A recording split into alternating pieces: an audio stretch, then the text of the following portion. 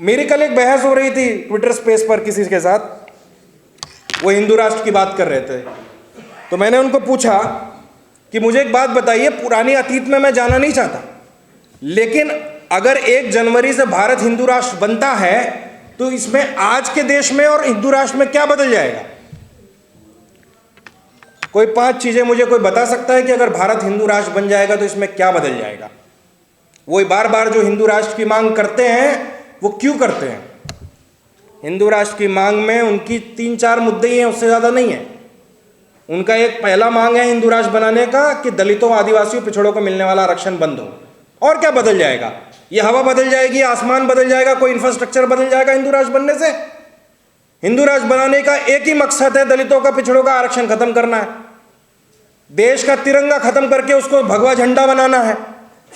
इस देश में महिलाओं को जो अधिकार मिले हुए हैं उनको छीनना है, क्योंकि बाबा साहब अंबेडकर ने हिंदू कोड बिल लाकर इनकी जो मनमानी थी, इनकी जो गुंडागर्दी थी, इनकी जो लफंगई थी, उसको बंद करने का काम किया। ये चाहते हैं हिंदू राष्ट्र बनके वापस वही लफंगई, वही गुंडागर्दी, वही अमानवता का काम ये करना चाहते हैं। उससे ज्यादा कुछ नहीं हिंदू राष्ट्र में।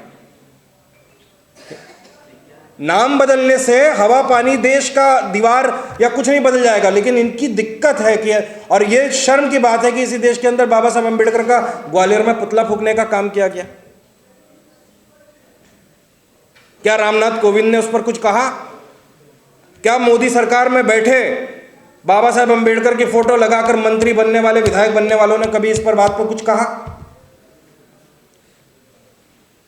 तो ये जो रिप्रेजेंटेशन की लड़ाई है ना, इससे आपको बाहर निकलना पड़ेगा। बहुत छोटी लड़ाई है, बल्कि मुझे तो लगता है इस रिप्रेजेंटेशन की लड़ाई ने हमारी लड़ाई को कमजोर किया है कि दलालों को लाइसेंस दिया गया हर पार्टी की तरफ से कि जाओ अपने समाज को बेचने का काम करो।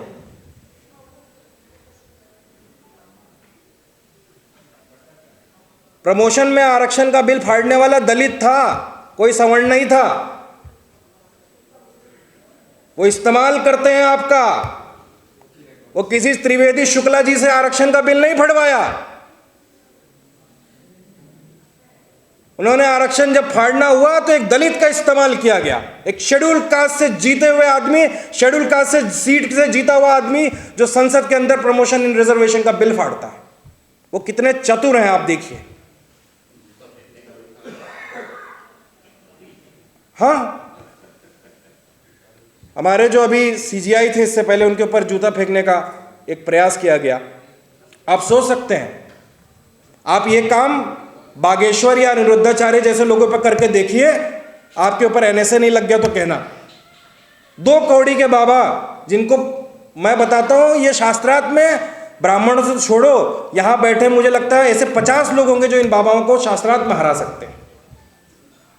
लेकिन उनका जो छत्तीसगढ़ का प्लेन इस्तेमाल हो रहा है, पुलिस वाला अपनी वर्दी में अपना जूता उतारकर उस 2 कौड़ी के पाखंडी का पैर छूने का काम कर रहा है। एक है देवकी नंदन ठाकुर, वो टीवी पर बोलता है कि मैं तो चाहता हूं देश के अंदर राष्ट्र प्रमुख का जो पद है वो शंकराचार्य के लिए आरक्षित कर दिया जाए। आरक्षण मांग रहा है। सुदामा कोटा तो मिला ही हुआ था ईडब्ल्यूएस का, लेकिन उसके बाद इन्होंने कहा कि राष्ट्र का जो प्रमुख होगा वो शंकराचार्य होगा। ये जो 4 शंकराचार्य 4 दुकान चलाते, 4 ब्रांच है, चारों एक दूसरे को गालियां देते हैं कि ये फर्जी है, ये फर्जी है, ये फर्जी है, ये फर्जी है। और आप देख लेना, ये जितने भी मठ चला रहे हैं, मैं दावे के साथ कह रहा हूं, जितने भी मठ चला रहे हैं इन सबका उत्तराधिकारी इनका भतीजा होगा या भांजा होगा। ये कभी भी, ये पूरी दुकान है। और बहुत सारे दलित समाज के, पिछड़े समाज के लोग बोलते हैं कि हमें पुजारी बनना है। क्या करोगे पुजारी बन के? ये बकवास लड़ाई है, पुजारी नहीं बनना है। मैं तो कहता हूं अगर ब्राह्मणों को पुजारी बनाए रखना है, इसकी लड़ाई में मैं भी शामिल हूं। इसकी ब्राह्मण को ही पुजारी बनाए रखना है, उसके अलावा किसी को पुजारी नहीं बनना। हमको ट्रस्ट का अध्यक्ष बनना है। ये जितने भी मंदिर मठ हैं, इसका जो ट्रस्ट है उसकी चेयरमैनशिप जो है वो आप दलित, पिछड़े, आदिवासियों को दे दो। आपको पता चल जाएगा इनको पुजारी बनना है या उस ट्रस्ट पे रहना है, क्योंकि ट्रस्ट में जो पैसा है उस पर इनकी नजर है।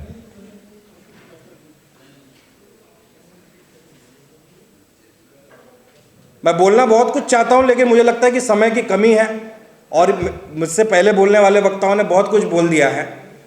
तो इसके लिए मैं कह रहा हूँ कि सबको मीडिया में ये सांसद विधायक बनने का सपना छोड़ो, बहुत सारे लोग हैं बनने वाले। आप सोचो कि अगला 5 मीडिया टाइकून हमारे समाज से होना चाहिए। नेशनल दस्तक टीवी चैनल क्यों नहीं हो सकता?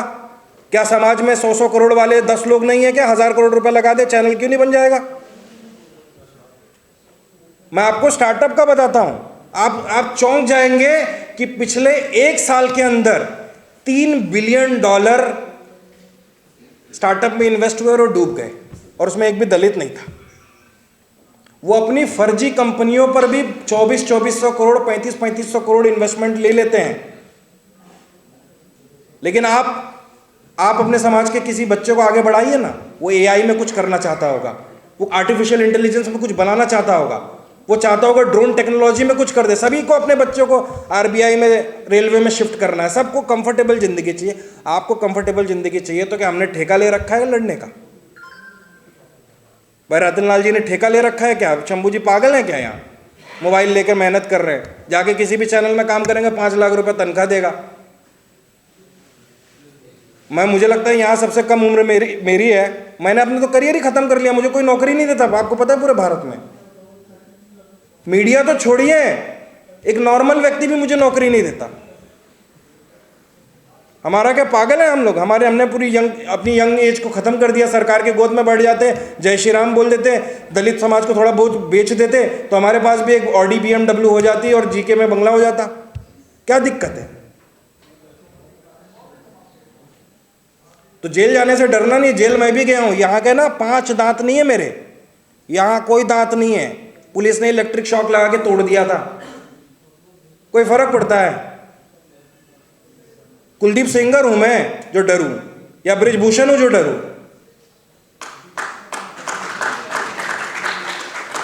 और मैंने कसम खाई है 5 दांत नहीं लगवाऊंगा। पिछले 6 साल से एक तरफ से खाना खाता हूं, लेकिन जिसने ये दांत तोड़ा है, अगर मैंने उसकी औकात नहीं दिखाई तब तक ये दांत नहीं लगेंगे। और औकात दिखाने की ये बात नहीं है कि मैं उसको पीट नहीं सकता। मैं चाहूं तो अभी उसका माकूल इलाज कर सकता हूं, लेकिन मेरा पर्सनल दुश्मनी से क्या लेना देना है? मैं तो बोल पा रहा हूं। कैसे कितने दलित पिछड़े आदिवासी हैं जिनका फर्जी इनकाउंटर होता है, कस्टोडियल डेथ होता है, वो तो बोल ही नहीं पाते।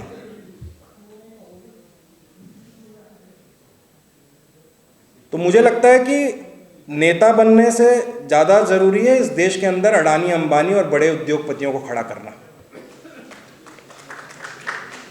अगर हमारे समाज के 10 लोग बिलियनर बनते हैं तो हम कम से कम 50 सीट राज्यसभा की तो खरीद ही लेंगे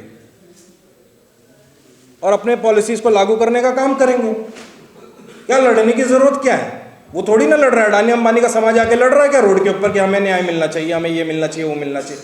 उन्होंने अपने समाज के 10, 15, 50 लोगों को खड़ा कर रखा है। वो एक फ़ोन उठाते हैं, भाई हर पार्टी के 10 राज्यसभा हमें चाहिए। फिर उनको अरावली की पहाड़ियाँ भी मिल जाएंगी, उनको मुंबई का धारावी भी मिल जाएगा, उनको सब मिल जाएगा। क्या दिक्कत है? किस मुगालते में फंसे हुए हो?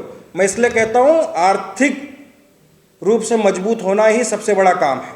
हम अगर आर्थिक रूप से मजबूत होंगे तो अपना मुख्यमंत्री भी बना लोगे, अपना राष्ट्रपति भी बना लोगे, अपना चाहे तो सुप्रीम कोर्ट के अंदर जज भी बना लोगे, कोई दिक्कत नहीं है। तो लड़ाइयाँ बहुत हैं, बहुत सारी हैं। सिर्फ पॉलिटिकल सब मैं अपने समाज को शोषक नहीं शासक बनाना चाहता हूँ, ये मोनोलॉग बस हो गया, अब नहीं चाहिए ये। उन सभी नेताओं से, सोशल एक्टिविस्टों से आपत्ति है जो जाकर दलित पिछड़े आदिवासियों के बीच में कहते हैं कि मैं तुम्हें शोषक नहीं शासक बनाने आया हूँ। सभी को शासक बना देंगे। 500 अभी रतनलाल सर सही कह रहे थे, सभी लोग सांसद ही बन जाएंगे। मैं पूछना चाहता हूँ, पिछले 70 सालों में जो लोग सबको शासक बनाने की प्रक्रिया करते आ रहे हैं, जाकर सभी को नेता बनाते आ रहे हैं, इन्होंने कितने एलॉन मस्क, कितने अडानी अंबानी अपने समाज के अंदर बनाने का काम किया? मैं बहुत सारे लोग मुझे फ़ोन भी करते हैं ना, और ख़ास तौर पर अम्बेडकराइट मूवमेंट में, पिछड़े दलित आदिवासी वाले मूवमेंट में काम करते हैं, रिटायर्ड लोग, ख़ास तौर पे ये पोस्ट रिटायरमेंट एक्टिविटी के कैटेगरी में आता है। जब रिटायर हो जाते हैं, जब तक नौकरी में होते हैं कुछ नहीं करते समाज के लिए, रिटायर होने के बाद आते हैं कि अब हम समाज को लेके चलना है, क्योंकि जो प्यून, जो चपरासी उनको रोज़ सलाम करता था, उनका घर का पड़ोसी, उनके मोहल्ले का लड़का अब उनको सलाम नहीं करता। तो सलामी लेने के लिए बहुत सारे लोग करते हैं, मैं सब ओवर जनरलाइज नहीं कर रहा हूँ, पर बहुत सारे ऐसे लोग हैं और उनसे फ़ोन पर बात होती है तो मैं उनको पूछता हूँ कि आपका बेटा या बेटी क्या करते हैं, तो ऐसा बड़े गर्व से होता है, मेरा एक बेटा जो है वो रेलवे में है, अच्छा, और एक बेटी जो है वो आरबीआई में है। तो इससे मेरा क्या लेना देना, आपका एक बेटा रेलवे में है, एक बेटी आरबीआई में है, कोई बेटा आपका सीजीएल का एग्ज़ाम क्रैक करके बैठा हुआ है, ये समाज की सफलता थोड़ी ना है, ये आपके परिवार की सफलता हो सकती है। इससे आपको मोटा दहेज मिल सकता है, आपका पड़ोसी आपसे जल सकता है, लेकिन इससे समाज का कोई भला होने का काम नहीं हो रहा है। कोई मुझे ये नहीं बोलता फ़ोन करके कि मेरा बेटा आर्टिफिशियल इंटेलिजेंस में कोई एंटरप्रेन्योरशिप कर रहा है, या मेरे किसी बेटे की या बेटी की कंपनी आईपीओ में लिस्टेड होने जा रही है। क्योंकि आप लोग नहीं जानते, मोदी कितना भी ताकतवर हो, it will take 48 hour for Adani and Ambani to replace him. अगर वो लोग चाह लेंगे तो 1 जनवरी को सुबह इस देश के अंदर एक नया प्रधानमंत्री होगा। लेकिन लोग सबको नेता ही बनना है, कोई एंटरप्रेन्योर की बात नहीं कर रहा है। ठेकेदारी की बात हो रही थी, अभी कह रहे थे 30% ठेकेदारी देने का काम किया। कितने लोग हैं उनको इस बात की खुशी नहीं होगी, उनको बोलिए उनका बेटा ठेकेदार बन जाएगा तो उनको बड़ा दुख होगा कि हमारा बेटा ठेकेदार बन जाएगा। अरे उन्हें पता नहीं है ऐसे कितने ठेकेदार हैं जिनके यहाँ IAS, PCS, SDM, chief secretary रोज सलामी ठोकने का काम करते हैं। सामाजिक बराबरी की लड़ाई में हम अपनी आर्थिक मजबूती को भूल चुके हैं पूरी तरह से। जो समाज आर्थिक रूप से मजबूत होता है उसे कोई दबाने का काम नहीं कर सकता।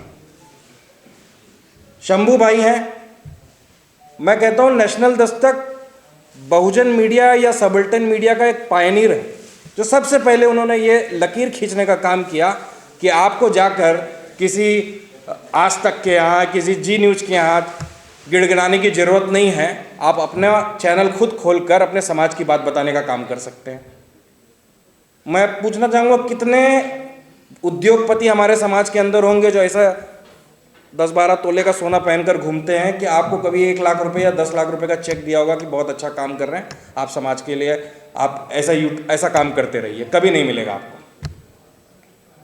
अभी भाजपा के एक प्रदेश अध्यक्ष हैं, कोई क्या नाम है उनका, चौधरी जी, जो महाराजगंज से सांसद हैं, वो आते ही उन्होंने एक आवाज़ उठाई कि ब्राह्मण समाज का बैठक नहीं चलेगा, क्योंकि भारतीय जनता पार्टी सबको साथ लेकर चलने का काम करती है। ठेका कहाँ जाता है? चित्रा त्रिपाठी के पास। चित्रा त्रिपाठी इंटरव्यू लेती है और उनकी बदिया उधेड़ कर रख देती है और वो उस पूरे इंटरव्यू में चुप रहते हैं। ये पावर है उनकी। हम क्या कर रहे हैं? खुश हैं भैया, हमारा कुर्मी समाज का आदमी बन गया है, हमारे समाज का आदमी बन गया है, हम अपने बेटे का एडमिशन करा लेंगे, अपने दामाद का ट्रांसफ़र करा लेंगे, बिटिया का कहीं स्कूल में एडमिशन करवा देंगे। यही लड़ाई है ना कुल मिला जुला कर। मुझे आर्थिक बराबरी की लड़ाई में कोई दिलचस्पी नहीं है। मैं राजनीतिक प्रतिनिधित्व की लड़ाई में मेरा कोई इंटरेस्ट नहीं रहा। ये अब बकवास बातें हैं। अगर रिप्रेजेंटेशन की बात है तो भाजपा भी रिप्रेजेंटेशन दे रही है, टीएमसी भी दे रही है, सारी पार्टियां रिप्रेजेंटेशन तो दे रही हैं। मेरा रिप्रेजेंटेशन में अब कोई इंटरेस्ट नहीं है कि मेरे किसी समाज के आदमी को सांसद बनाना है, विधायक बनाना है, क्योंकि अंततः वो विप का गुलाम है। अगर उसकी पार्टी का विप है कि उसे आरक्षण के विरोध में वोट देना है तो उसको देना पड़ेगा। उसकी हिम्मत नहीं है कि वो पार्टी के विप के अगेंस्ट जाकर आरक्षण के पक्ष में वोट करने का काम करे, तो किसको वोट दे रहे हैं हम? रिप्रेजेंटेशन को सिर्फ पॉलिटिकल तक क्यों सीमित रखा है आपने? फोर्ब्स की लिस्ट में कब रिप्रेजेंटेशन आपका होगा? इस देश के अंदर हाई अल्ट्रा नेटवर्थ इंडिविजुअल की लिस्ट में आपका रिप्रेजेंटेशन कब होगा? सीपीडब्ल्यूडी या रेलवे के बड़े 10 ठेकेदारों में आपका रिप्रेजेंटेशन कब होगा? सबको पॉलिटिकल रिप्रेजेंटेशन चाहिए। वीसी कब होगा आपका? प्रोफेसर कितने बनेंगे? प्रोफेसर रतन लाल जी हैं, टेक्निकली अभी इनको प्रोफेसर बन जाना चाहिए था एलिजिबिलिटी के अनुसार, लेकिन अभी तक नहीं बन पाए। कारण क्योंकि वो जानते हैं कि ऐसा आदमी जब प्रोफेसर बनेगा, ऐसा आदमी जब वीसी बनेगा, मैं तो इनको दबंग प्रोफेसर मानता हूं पूरी तरह से। आपने देखा होगा वही एटीट्यूड दलितों के अंदर, पिछड़ों के अंदर, आदिवासियों के अंदर होना चाहिए। बहुत सारे, सबको लगता है बाबा साहब अम्बेडकर के बारे में बात कर लिया, काम हो गया। ट्राइबल के बारे में कौन बात कर रहा है? सिर्फ आरक्षण पर बात कर रहे हो क्या?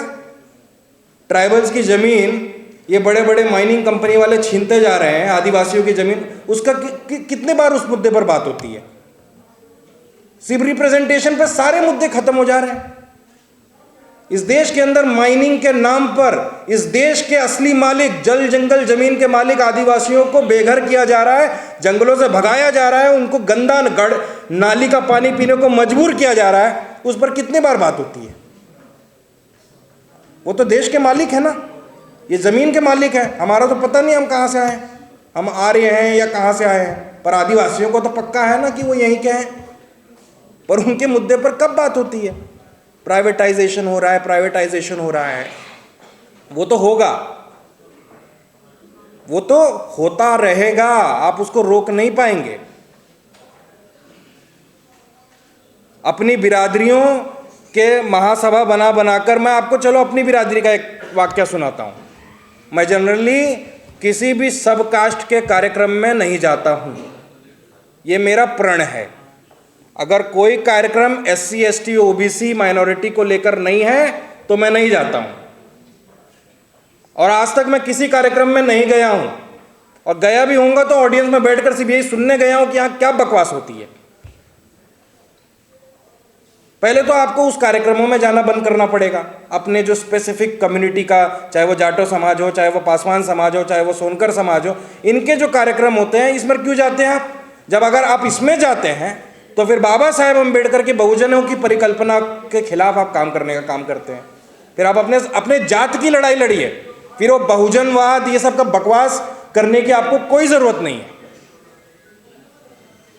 और यहां क्या बात हो रही है? आप इन जितने भी सब कास्ट के प्रोग्राम में जाने का काम करिए, यहां कहीं भी बात नहीं हो रही है स्कूल कॉलेज बनाने की। यहां क्या बात हो रही है? हमारे समाज जो हजारों साल से जो काम करता रहा है उसमें हमारा रिजर्वेशन पूरा होता रहना चाहिए, यही बात है। इससे ज्यादा बात नहीं, आप जाके चेक कर लीजिए। सब कास्ट की लड़ाई हमारी लड़ाई नहीं हो सकती। बाबा साहेब अम्बेडकर ने अगर एक तरफ रिजर्वेशन देने का काम किया तो किसी को नीचे करने का काम नहीं किया। बाबा साहेब अम्बेडकर इंक्लूसिव इंडिया बनाना चाहते थे, सबकी बात करना चाहते थे। महिलाओं के रिप्रेजेंटेशन की बात आएगी ना तो अभी सब एक बराबर हो जाएंगे, सब एक पेडिस्टल पे खड़े हो जाएंगे जहां महिला रिप्रेजेंटेशन की बात आएगी।